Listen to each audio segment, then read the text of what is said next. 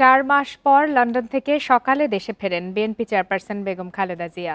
সঙ্গে ফিরেছেন ২ পুত্রবধূ। এ বিষয়ে আলোচনা করতে এই মুহূর্তে রাজধানীর হাতিরপুল থেকে আমাদের সঙ্গে যোগ দিয়েছেন বিএনপির vice chairman advocate Zainul Abedin. Advocate Zainul Abedin, আপনাকে স্বাগত জানাচ্ছি ইন্ডিপেন্ডেন্ট টেলিভিশনে। আমরা তো আজ সকাল থেকে দেখেছি যে নতুন করে উদ্দীপনা ফিরে এসেছে দল হিসাবে বিএনপির মধ্যে। সেক্ষেত্রে খালেদা জিয়ার দেশে ফেরা রাজনীতিতে কি ধরনের বার্তা দিল?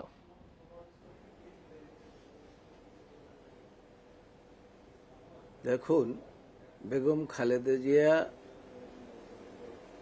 শুধু আপসীর নেত্রীই নন, তিনি গণতন্ত্রের প্রতীক, দেশের স্বাধীনতার প্রতীক, দেশের অখণ্ডতার প্রতীক। আজকে বেগম খালেদা জিয়ার প্রত্যাবর্তনে আপনারা যে জিনিসটা লক্ষ্য করেছেন, আমরা সকলে লক্ষ্য করেছি, সারা পৃথিবীর মানুষ দেখেছে যে বেগম খালেদা জিয়াকে এই দেশের মানুষ কতটা ভালোবাসে এবং তিনি এমন একটি সরকারের রোষানলে পৌঁছেছিলেন যে পুরো জিয়া পরিবারটাকে, এই ফ্যাসিস্ট সরকারের প্রধান শেখ হাসিনার সরকার জিয়া পরিবারটাকে ধ্বংস করার জন্য এহেন কর্মকাণ্ড নাই যেটা না করেছে। আপনাদের মনে আছে, এই মহান নেত্রীকে তার বাড়ির থেকে এক কাপড়ে বের করে দিয়েছিলেন এই শেখ হাসিনার সরকার।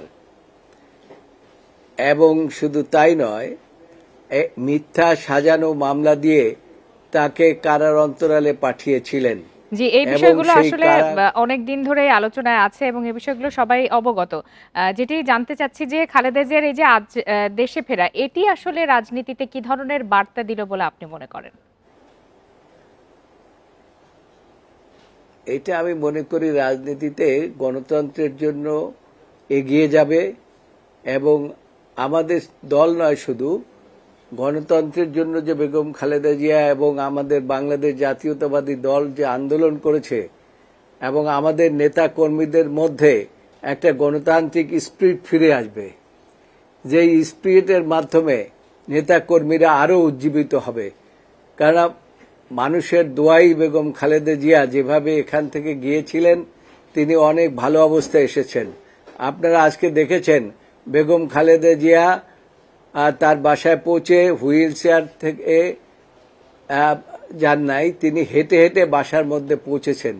এর অর্থ এই বার্তাই দেয় যে বেগম খালেদা জিয়া আগামী দিনে এই দলকে বিগত দিনে যেভাবে সুসজ্জিত রেখেছিলেন এবং সুসংগঠিত রেখেছিলেন, এবং তিনি আবার রাজনীতিতে আল্লাহর রহমতে, আল্লাহ না পারে এমন কোনো কাজ নাই, আল্লাহর রহমতে তিনি আবার এই গণতান্ত্রিক প্রক্রিয়াকে তিনি আরো সমুন্নত করবেন। এটা আমি নয়, শুধু সারা বাংলাদেশের মানুষ এটা মনে করে। তাই তার আগমনটা এই বাংলাদেশে, আজকে যে তার প্রত্যাবর্তন, এই প্রত্যাবর্তনটা একটা গণতন্ত্রের বার্তা এই দেশের মানুষকে দিচ্ছে এবং পুরো দেশকে দিচ্ছে। জি, আপনার কাছে আরেকটি বিষয় জানতে চাই যে তিনি কিন্তু একা ফেরেননি, সাথে ২ পুত্রবধূ আছেন। বিশেষ করে জুবাইদা রহমানের কথা যদি বলি, এটি কি বিএনপির রাজনৈতিক কোনো সিদ্ধান্ত কিনা?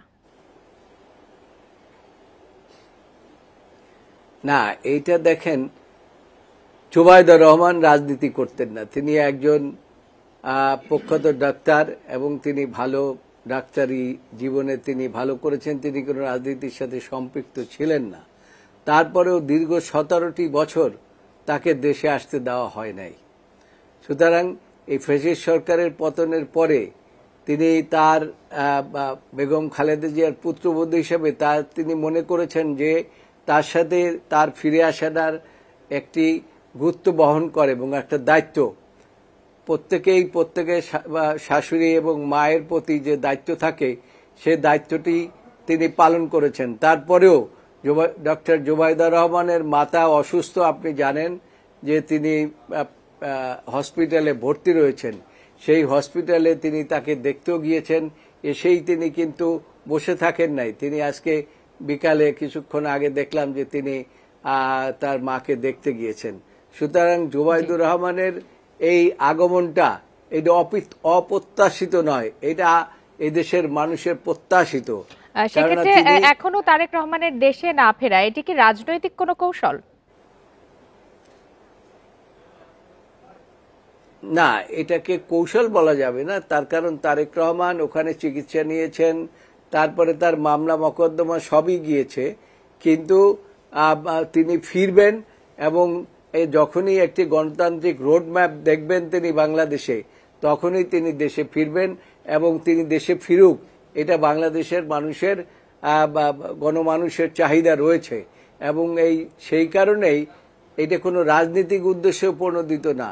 যখনই সরকার একটি রোডম্যাপ ঘোষণা করবেন গণতন্ত্রের জন্য, তখনই তিনি দেশে ফিরবেন। তিনি দেশে ফিরবেন না এমনটা বলা যাবে না। তিনি এই দেশটাকে ভালোবাসেন এবং আপনারা জানেন যে ম্যাডাম খালেদা জিয়া সুস্থ হয়েই তিনি বলেছেন যে আমি দেশে যেতে চাই। তার অর্থটা কি? পুরো জিয়া পরিবার এই দেশকে ভালোবাসে, এই দেশের মানুষকে ভালোবাসে। সেই জন্যই ম্যাডাম জিয়া যখন ফিরে এসেছেন, তারেক রহমানও ইনশাল্লাহ ফিরে আসবেন। অ্যাডভোকেট জয়নুল আবেদিন, আপনাকে অসংখ্য ধন্যবাদ আমাদেরকে সময় দেওয়ার জন্য।